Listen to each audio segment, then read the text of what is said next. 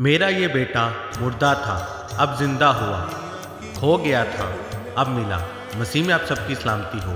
میں آپ کا ہوسٹ اعجاز۔ آج ہم خدا کے پاک کلام میں سے مقدس لوکا کی انجیل اس کا 15 باب اور اس کی 11 سے 24 آیت کی تلاوت کریں گے۔ پھر اس نے کہا، کسی شخص کے 2 بیٹے تھے۔ ان میں سے چھوٹے بیٹے نے باپ سے کہا، اے باپ، مال کا جو حصہ مجھے پہنچتا ہے مجھے دے دے۔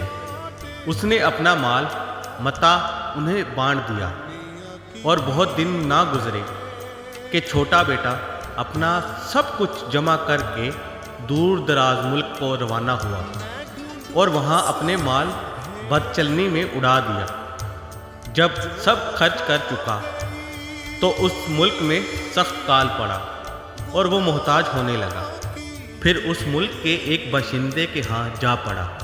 اس نے اس کو اپنے کھیتوں میں سور چرانے بھیجا، اور اسے آرزو تھی کہ جو پھلیاں سور کھاتے تھے انہی سے اپنا پیٹ بھرے، مگر کوئی اسے نہ دیتا تھا۔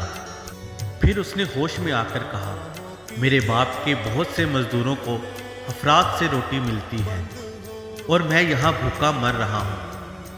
میں اٹھ کر اپنے باپ کے پاس جاؤں گا اور اس سے کہوں گا، اے باپ، میں آسمان کا اور تیری نظر میں گناہ گار ہوں۔ اب اس لائق نہیں رہا کہ پھر تیرا بیٹا کہلاؤں۔ مجھے اپنے مزدوروں جیسا کر لے۔ بس وہ اٹھ کر اپنے باپ کے پاس چلا۔ وہ ابھی دور ہی تھا کہ اسے دیکھ کر اس کے باپ کو ترس آیا اور دوڑ کر اس کو گلے لگا لیا اور چوما۔